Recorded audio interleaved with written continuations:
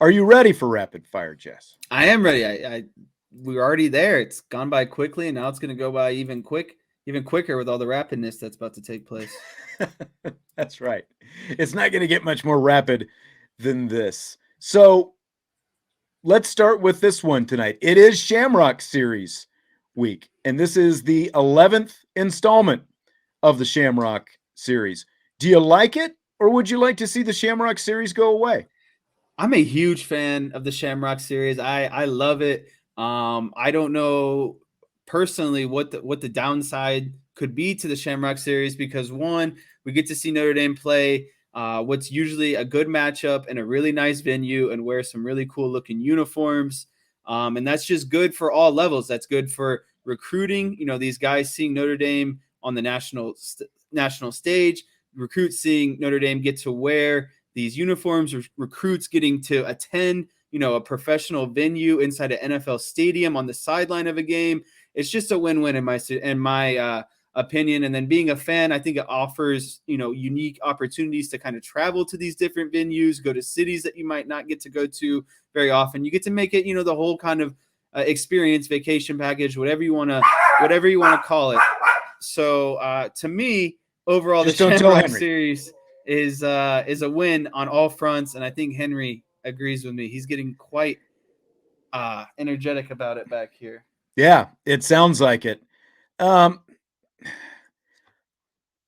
was originally, this is one of those things that's grown on me kind of over time. I've been to 2 Shamrock Series games because obviously, especially when I was solely in radio, didn't travel to all the games. We went to the Arlington game together down there at Jerry's World at AT&T Stadium when they played Arizona State back in 2013.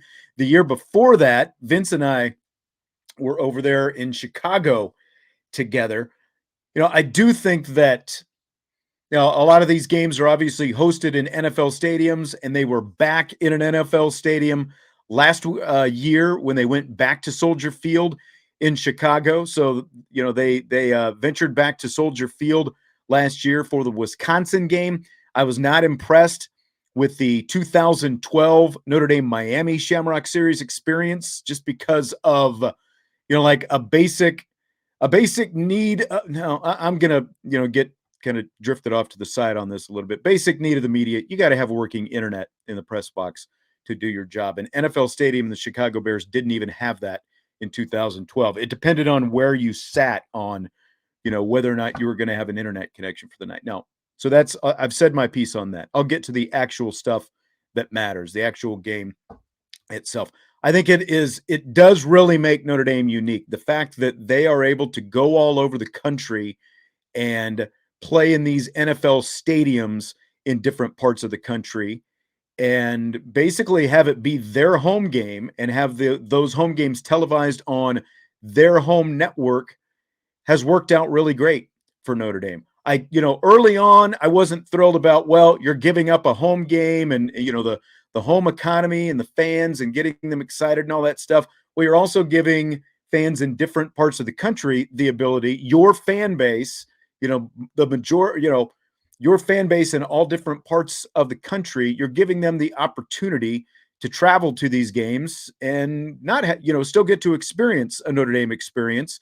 And maybe you don't have to pay as much as you would, when in airfare and all that stuff, if you're coming all the way to South Bend. So, and from a recruiting aspect, the fact that there are going to be Notre Dame recruits who, in pockets who live in all these different parts of the country, which is a big thing. And you mentioned the uniforms as well, because like it or not, now the old school fan, I think, is still pretty against this. It seems like we've got, I'm not going to say we don't have any old school fans who are sitting here and, watching and listening in our chats and podcasts and stuff like that. But it seems like the majority of people are a little less, dead set on some of those older traditions, and they're, more open to things like the Shamrock Series and uniforms. The uniforms and the uniform variations are a big thing. To me, it was a big deal that they finally wore green jerseys for the first time in 5 years a couple of weeks ago against Cal. Just doing that, I think, would go a long way. But the fact that they can come up with some of these different uniform combinations in the Shamrock Series game, even though I'm not always thrilled with every uniform combination they make. I'm in my 50s. I'm not the one putting on the uniforms. It's kids in their late teens and early 20s who get, geeked out about this stuff. They're the ones that they're doing it for. So I think it's pretty cool. Yeah, and just again another cherry on top. It's like, didn't they go to Ireland for one of the Shamrock Series? They even took it international, or was that just a regular not a Shamrock season Series game? Yeah, that was not a Shamrock Series game. I got myself.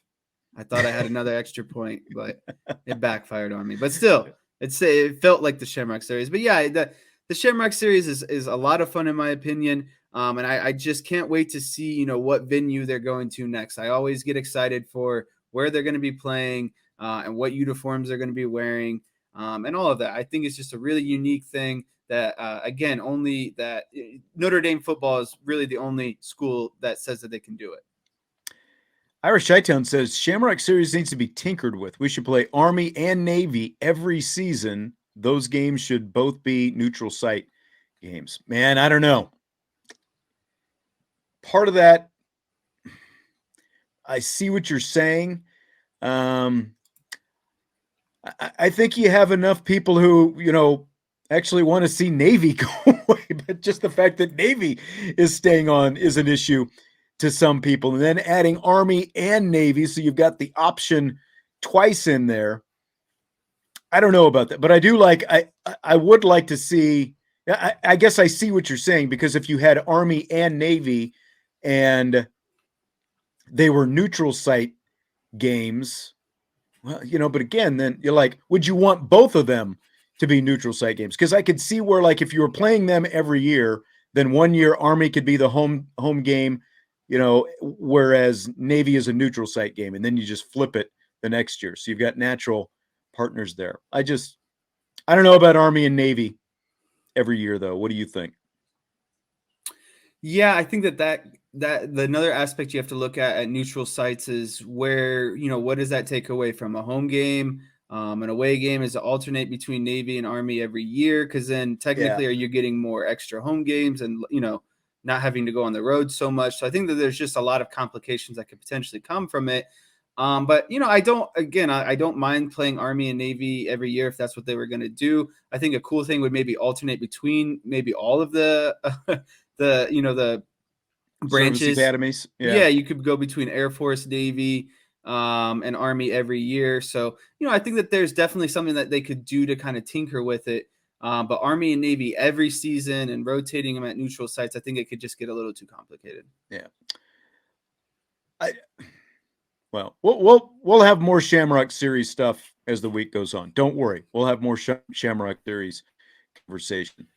I want to think about that Army Navy thing a little bit more. I want to think of like what the benefit would be. Like if you were to replace like a MAC school with Army, would that make sense? We'll continue down that line after I think about it a little bit more. Okay, so Vince and I talked about the prospects of Notre Dame being ranked again this season, late last week. Here's my question to you, Jess, before I tell you how that conversation went. Scale of 1 to 10. What chances do you give Notre Dame to be ranked if the Irish beat BYU this Saturday? So they beat BYU Saturday. Polls come out Sunday afternoon. Is Notre Dame going to be in them? Top 25. 1 to 10 scale. This is tough. This is a lot. I personally would put it at around like a 6.5, 7. I think where it will actually land in the view of, the broader view of the rest of the country is really like a 3. I don't think that they're going to be ranked if they beat BYU. And so I started looking at the schedule of when, assuming that they rip off kind of a win streak here, I would say if they win BYU, Stanford, I think they'd have to win UNLV again, and then they would be ranked going into that Syracuse game, assuming that Syracuse kind of stays, on schedule and all that. It would make for a really good matchup because Syracuse is 5-0 right now. I think that, and that's another hard game that Notre Dame has now that no one kind of saw, looking at this season at the beginning of the year. So for me, I think that they have to win two. I think two more might get them, but definitely three more will get them ranked if they can win their next 3 games in a row. Talk about differing ends of the scale. Stymie says 9.5 with a convincing win. Everyone's taking losses this year. ND lost early. Anthony says 0. They're not even close to being in the top 25. I just think that offensive performance against Marshall really left a bad taste in a lot of people's mouth. And I think it's going to take a lot of consistent convincing before we could see them be ranked again. Yep. Chi-Town says 10%. We'd have to completely dominate BYU. So he's basically saying 1.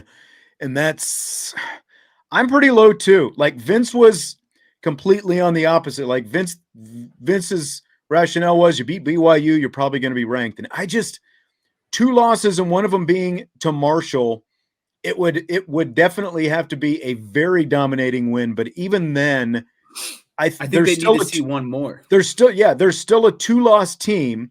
And one of those losses is to Marshall, so I think they got 5 votes. I can't remember if it was AP or coaches poll this week. It was one of the 2 polls. They got 5 votes. I just don't think you're going to go from there to being in the top 25. Now, some teams have helped them, like Oklahoma getting beaten 2 weeks in a row. That helps. Minnesota getting beaten by Purdue last week. That helps.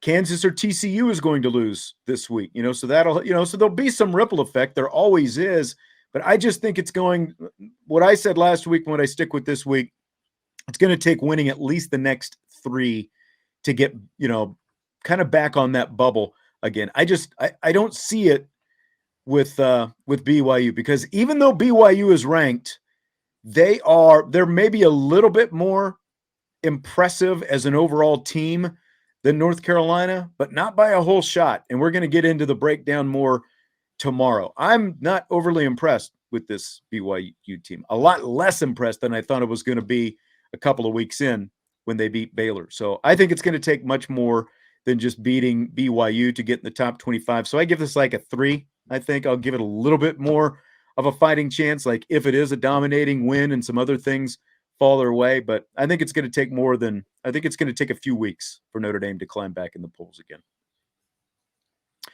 Do you buy or sell, Jess, October as the best sports month? This is 100% buy, in my opinion. We have playoff baseball just getting ready to start. We're getting into the full swing of college and NFL football. NHL starts this Friday. The NBA will be starting in the middle of the month. If you care about those sports or not, I don't care. It's all of those professional sports teams going at once. We're in the full swing of, the beginning of the season. Everyone's interested. Your team still has a chance when it comes to football. Baseball wise, we're getting down to the playoffs, the best time to watch baseball. I would say when most people actually do watch baseball. So to me, that this is no doubt the best sports month that there is. And I think a close second would be March. But for me, that this October is always the best sports month, in my opinion. It's typically October or March. October gets my vote all the way for all the reasons that you just mentioned. I mean, the World Series comes at the end of October now and into November, but between the baseball playoffs, you've got the weather cooling off. It's sweatshirt weather. The leaves are turning brown, and they're getting ready to fall out of the trees and all that different stuff. And there's just a different feel in the air. And like being in South Bend at this time of year, the leaves are already starting to turn right now. And it is just the coolest time of year to be in South Bend, a Saturday at a college football stadium and a big iconic football stadium like Notre Dame. Plus you've got, of course, the NFL, the NBA, and the NHL. Everything is just about is being played in the month of October. So if you're a sports fan, even if you hate baseball or hockey, or even if you do like baseball or hockey, you've got it all going on. You can't go wrong in October. So to me, like, the tournament is great. March Madness is great. But on the whole, October is the best sports month, period. Can't beat it. Can't beat it. All right, so Wisconsin now has fired head coach Paul Chryst. Which is the better job, I ask you, Wisconsin or Nebraska? To me, they're like the identical program. It's like 50-50, kind of a toss-up. Just based off of who's had more recent success, who has made kind of a bigger name of themselves more recently, I'm going to have to go with Wisconsin. Like I said, the programs are really kind of equal in my opinion. Nebraska's probably got more of a richer history, but in my opinion, right now, where the programs stand based off of kind of most recent relevant success, I'm going to have to go with Wisconsin.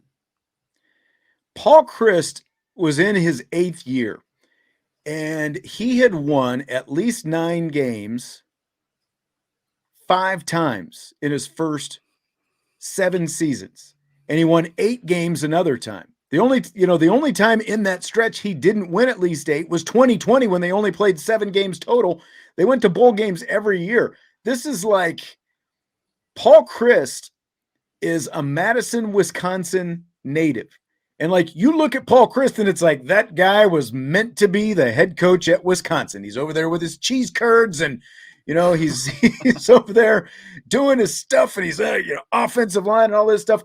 I think what hurts Paul Chryst, what had to have hurt Paul Chryst is they got Graham Mertz, and Graham Mertz, obviously because they got Graham Mertz, Jack Cohn came to Notre Dame as a grad transfer, and he was supposed to be this big stud, hot shot prospect who was going to take Wisconsin to the next level, and that hasn't worked out. And so I think that really bites him. Like if you're just going to look at it from an NIL perspective, apparently Nebraska's got all this NIL initiative, but I don't know what they're using it on. Granted, it's only a year old, but it hasn't helped them so far. Didn't help Scott Frost at all. I think Wisconsin is slightly the better job because if you look at recent history and the fact that they're both in the same conference and the same division in the same conference, Paul Chryst was winning a lot more games at Wisconsin than Scott Frost or any of his predecessors were winning at Nebraska. So I would make Wisconsin the better job. I'm really curious, I guess what would put it over the top is how quickly they decide they're going to hire Brett Bielema back because, that ended up being the nail in the coffin for Chryst, losing to Brett Bielema, which when he went to Arkansas gave Chryst the opportunity to get the job at Wisconsin. Now he's back at Illinois, and Illinois wins that game. So I'll be really curious to see if they go after Bielema in the offseason. But I think it's relatively close because I think they're very similar because you look at the fact that neither one of them has a natural, nearby big talent pool recruiting base type thing. They've got to build their programs on the same thing, big hogs and offensive linemen and all that kind of stuff. And Chi-Town makes an excellent point. Nebraska should hire Paul Chryst. Yeah. I hadn't even thought about that, but that is a great idea. If you're Nebraska, that's the guy I would get because again, you look at the blueprint Nebraska or Wisconsin has had, it's as close to the old Nebraska blueprint as you're ever going to get. And they won a lot of games in the Big Ten using that blueprint.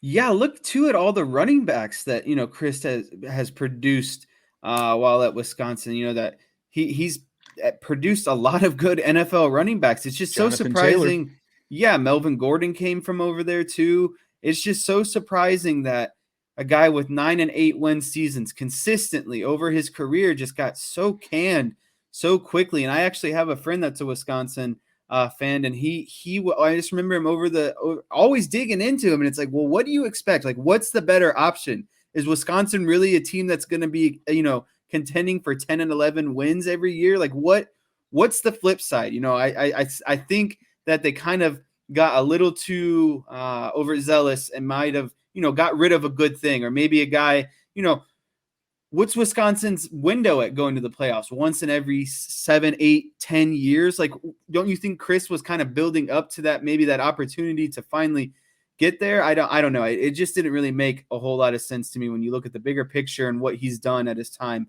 at Wisconsin. Yeah. I mean, the guy went to a Cotton Bowl, an Orange Bowl, and a Rose Bowl in a 4-year stretch. And, again, you'd be hard pressed to find too many other coaches anywhere, outside of, like the Alabamas, Georgias, Notre Dames, Ohio State, Clemson's, those kind of schools that are going to those kind of bowls consistently. Now, again, they've taken a step back the last couple of years, but a lot of different factors at play there. I was shocked that they pulled the trigger so quickly. Now, Colorado has also fired its head coach, Carl Durrell. Do you buy or sell the Colorado job, since we just said Wisconsin is the better job? Is Colorado better than the Wisconsin job? No, out of all the vacancies that are still available, to me, it comes down to Wisconsin and Arizona State. I don't see Colorado being better than any of those. And Wisconsin actually gives kind of Arizona State a big run for its money. I said last week why I like Arizona State. You know, the rich kind of recruiting area, the good weather, a good school. You can get potentially more JUCO transfers easier into Arizona State. It's just, you can do things a lot easier, and it's more attractive to come to Arizona State. So for me, it's Wisconsin and Arizona State. For right now, though, I think Wisconsin would take the cake, though, because of its success. Like, they've played in major bowl games. Arizona State hasn't. They've had, they competed out in the Big West or the Big Ten. They're trying to, they're competing for Big Ten championships. So for me, I think Wisconsin's the most popular job right now. If I were a head coach, I think that would be the most attractive one.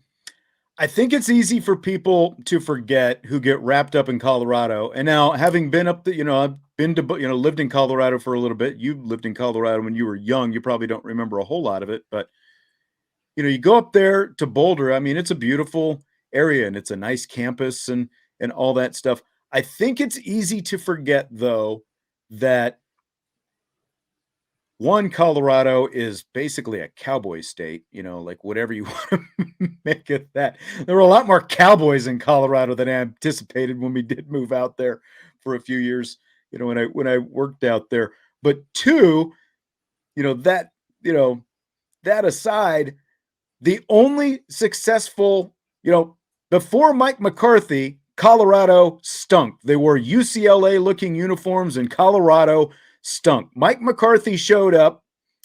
He did his Mike McCarthy things that were not necessarily all on the up and up, and they were really good for a long time. They had,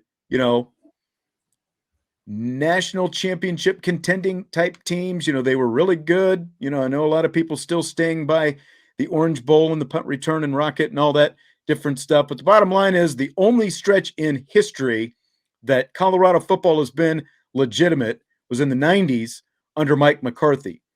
Before he was there, since he has been gone, that program has been nothing. So I think that I would still put Wisconsin above that as well, because there's some decent athletes out there in Colorado, but again, like what you have to do to get there, there aren't a lot of surrounding big markets to draw pools of talent from. McCarthy had to go out to Los Angeles, kind of like Tom Osborne did at times, to get some of that skill position talent, So I don't think it's a great program. I think that at best it can at least be an above average program. Oh, I'm sorry. Did I say Mike? That's my bad. That's my bad. Bill McCartney. Yep. Yeah, Mike McCarthy coaches the Cowboys. You're right about that. Mike McCarthy. Sorry about that. But the point remains. The point remains that it is not a great program. It is Bill. It is Bill. That's my bad. I think we got to give shout outs to the new interim head coach for Colorado at the moment, Mike Sanford, ex Notre Dame offensive coordinator. Yeah.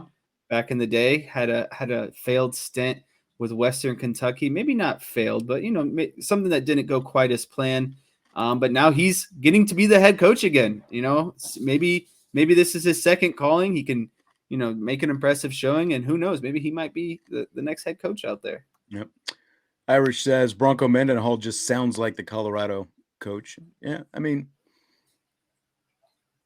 that would be interesting. I did see his name come up, but I have wondered, like, if BYU can have the kind of success, like BYU football historically and over a longer period of time has had a lot more success in Provo, Utah than the Colorado Buffalo, a private school compared to a state school in Colorado. BYU has had a lot more success out there with some different coaches than Colorado has. Bill McCartney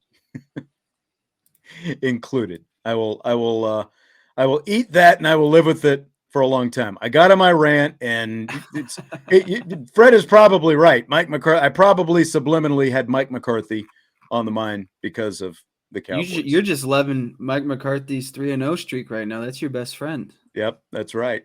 That's right. He is on a roll right now.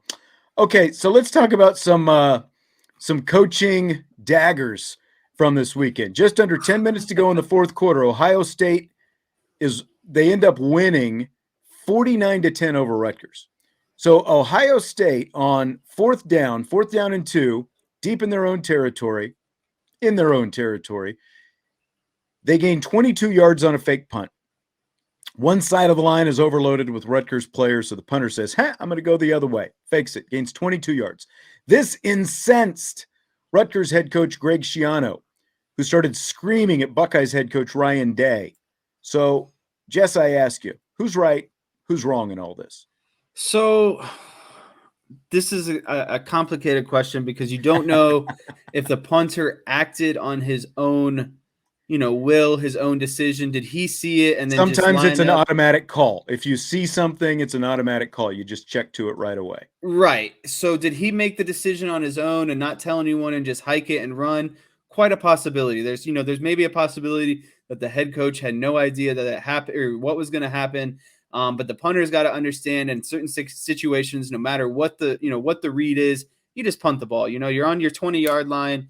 You're up, late in the game against a bad team. I think that there's every reason for Schiano to be upset after the game. And then especially so if he was advised, if they advised him to do that, then I think it's even more, outrageous. There's no reason for that. I think it's kind of shows a lack of class when it comes to those kind of situations. So I'm hoping that Ryan Day did not advise his punter to do that. I hope the punter just did it on his own and wasn't thinking. So if that's the case, there's an excuse. But if Ryan Day directed him to do it, then I think that Schiano has every right to be as upset as he was. Yeah. So a couple of different things on this. One, my philosophy, my mentality on all this stuff when coaches start yelling at each other about etiquette and all this different kind of stuff is coach your own team, take care of your own team. If you weren't, in whatever situation, you wouldn't be mad about that to begin with. But fake punts from your own territory, when you're up by, you end up winning by 39 points, there's a little bit different etiquette there. So in this specific case, in this instance, I do feel like Greg Schiano has a right to be upset. Now, like you said, and as we just said, it was, it very well could have been an automatic read by the punter, where he sees that overload and it's like, if you get this look, it's an automatic fake punt. That kind of stuff happens all the time. So it could have just been on the punter. Like maybe he shouldn't have, but the punter, how many opportunities is he going to get? So he gets the snap, he takes off running, and he picks up 22 yards in his time. He said, can't lie, love that shot on their punter. That's kind of where things got a bit chippy is when the punter, at the end of that run, he gets hit hard and there's some extracurriculars that get going on there. And that's kind of what started this whole thing. Now, at the same time, it's kind of funny because within about 15, 16 hours of all this stuff happening yesterday, some different reporters started dredging up oh yeah, well, here's what Greg Schiano is really about. And apparently, like back when Greg Schiano was with Tampa Bay, at the end of games, if the other team would line up in the victory formation, Greg Schiano had instructed his team, his defensive line, to blow up the victory formation and to try to cause chaos at the line and try to get the ball back from the other team. That kind of stuff. So if the guy who is telling, and like you talk about football etiquette, it's like you're lining up in victory formation because, the other team probably doesn't have any timeouts. You're just snapping the ball. There's no way they're going to get the ball back and that kind of stuff. And he said he wanted to send one of these play to the last minute, all this different kind of stuff. That's the mentality that he wanted to have. So if Greg Schiano can have the blow up the victory formation mentality, then I think other coaches are pretty much allowed to do whatever they want against him for the rest of his career. I don't know what you think. Yeah, I just wish it didn't get into all of this. No, I It's like agree. there's I just agree. so many times where the game is over, not over, but in there's certain circumstances where it's just mathematically not possible where a team's gonna win. So just accept that. Like don't potentially try to blow up an offensive line and get someone hurt when everyone's going into victory formation. Don't Right. don't run a fake punt when you're up 20 plus points on your own 20-yard line with like 5 minutes left. It's just there's just certain things, and it's like, why even do it and create these kind of situations? But at the end of the day, like you said, it's a coach, it's the coach's team, and if he decides that that's what he wants to do, then that's what he wants to do. But he should be able to face the criticism afterwards and be able to answer questions for why he did it and why they thought that it was an ideal time to run that fake punt. Yep. That's really, at the end of the day, Jess, it's just the friends we made along the way. That's what it's that's what it's all about. All right, what's the better stat? After losing to Mississippi State, Jimbo Fisher's record at Texas A&M is now 37-16, which is the exact same record his predecessor, Kevin Sumlin, had after 53 games. Or is it 5 wins in the last 5 weeks for Kansas, which is more games than Nebraska has won in the last 93 weeks? Which is the better stat? It's a tie. It's a tie. And they're both good for for different reasons. I think that Jimbo Fisher finessed his way into a big contract at Texas A&M after not really showing a whole lot at Florida State. Was he a pretty solid coach? Sure. But did he maybe ride the coattails of Bowden when he won that national championship? Yeah, there's large potential of that. And so when you're Texas A&M and you bring in this new coach on a big, massive, mega contract, and through the first 53 games, he's the exact same, record as the guy that just left, it's not a good look. It's really not a great look. And I think it kind of shows the kind of averageness, not even averageness, because a 37-16 record is pretty solid, but it shows that Jimbo Fisher might not be as elite as what, some people might want to consider him. But then on the flip side, the KU in that program and where it's been, and then, Nebraska and what it should be, winning 5 games and that being the same total as Nebraska in the last 93 weeks, that's also pretty tough in itself. So it's a tie for me. But I guess, I've been swayed. I'm seeing it in the chat. I think I'm going to have to go at the end of the day with Kansas being the crazier stat.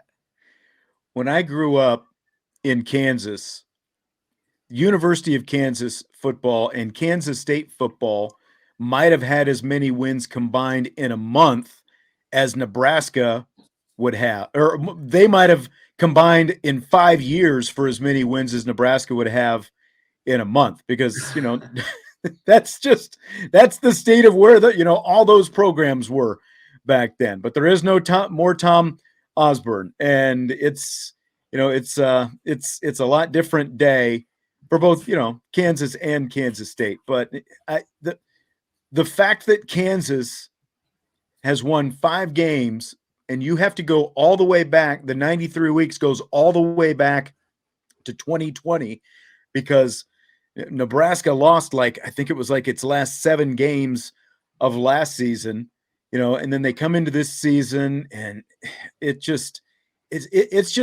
really is amazing. As someone who grew up watching the excellence of Nebraska football and then Oklahoma football for that matter, and to see both of them in everyone thought that Brent Venables, a Kansas native, by the way, was going to come back and have that Oklahoma. Look how overrated Oklahoma was right away. But it's fun to see. It's fun to see the Jayhawks doing what they're doing. I do hope it continues. I don't know if they will. But the Jimbo Fisher thing, man, it's all the talk over the summer about the recruiting and the NIL and the talk about buying that big recruiting class, maybe the best recruiting class ever, and all this stuff. Well, outside of that, Jimbo Fisher has just never been a very good recruiter. And maybe part of the reason that that he got his feelings hurt so bad by Nick Saban is the fact that he knows that he's not been a very good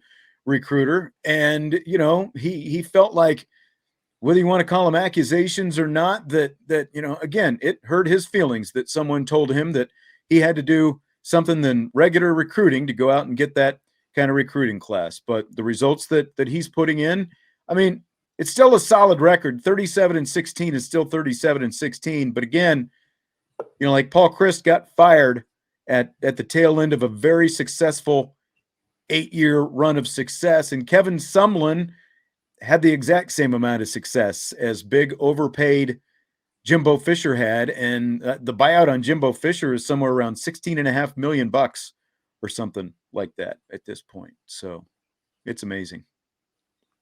I think we had one last question to get to. I want to answer Stymie's question about this, though. He said, did Charlie Weis turn around the KU program? Does he get the credit? Or are they just riding his coattails? I don't know how joking you are about any of that, but I talked about this a few weeks ago, and maybe Stymie wasn't with us on that show. When Charlie Weis got to the University of Kansas, he was there from 2012 to 2014. So we're talking about 8 years in the rearview mirror now. It's probably been longer than you thought if this was a serious question. So, I mean, it's been 8 years since he was there. What he did when he got there, he wanted to use the Bill Snyder blueprint at Kansas State. He wanted to go out. He said, hey, if Kansas State, they won largely, a big part of their success was Kansas State would go out and get junior college players, and they would stock the program. They would fill, a lot of holes, and some of them significant holes, depending on the kind of guy that they got, but they would go out and get junior college players. Charlie Weis tried to do the same thing. Well, he ran off a bunch of players initially because of grades. There was some drug stuff and just a lot of, seedy kind of stuff going on. So he ran those guys off. Okay, you can commend him for that. But then he makes the pile of crap comment when he's talking about recruits. I don't know if you remember that. He was talking to the media and he said something to the effect of, hey, we got this pile of crap out there, talking about the players that he had on the team, when he was talking about, how they need to go out and recruit and all this stuff. But then he brought in junior college players, a lot of whom were not academic qualifiers coming out of high school. They had big issues when they got to the University of Kansas. So a lot of them ultimately flunked out. End of the day, as pretty much everyone knows, the scholarship limit in Division I football is 85. When Charlie Weis was fired, the roster had around 60 scholarship players. So they were short 25. And I think that was including whatever that year, like that year's incoming freshman class. So they had 60 players. And because of the fact that just until recently, it was 85 back then though, but until recently, you could not oversign. The NCAA just, started, I think it was the last cycle, they let you oversign, and part of it had to do with the pandemic. But because you could not oversign in any given class, it has taken them, literally, they are just getting to the point where they are finally getting back to even. They had to bring in a lot of walk-on players, some of whom they would give scholarships, they would make them gray shirts. And so there was a lot of problems caused by the Charlie Weis tenure at the University of Kansas. So not only does he not get credit for anything good going on right now, he is, quite frankly, in large part to blame for not just a couple bad years when he was the head coach, but for many years afterwards with the scholarship situation that he left the football program in. So I don't ever want to hear anything about Charlie Weis, good college. I've said before, I'll give Charlie Weis credit where credit is due. He's a great offensive coordinator. He would have been a great offensive coordinator in either the NFL or college. He never had any business being a college head coach. Yeah.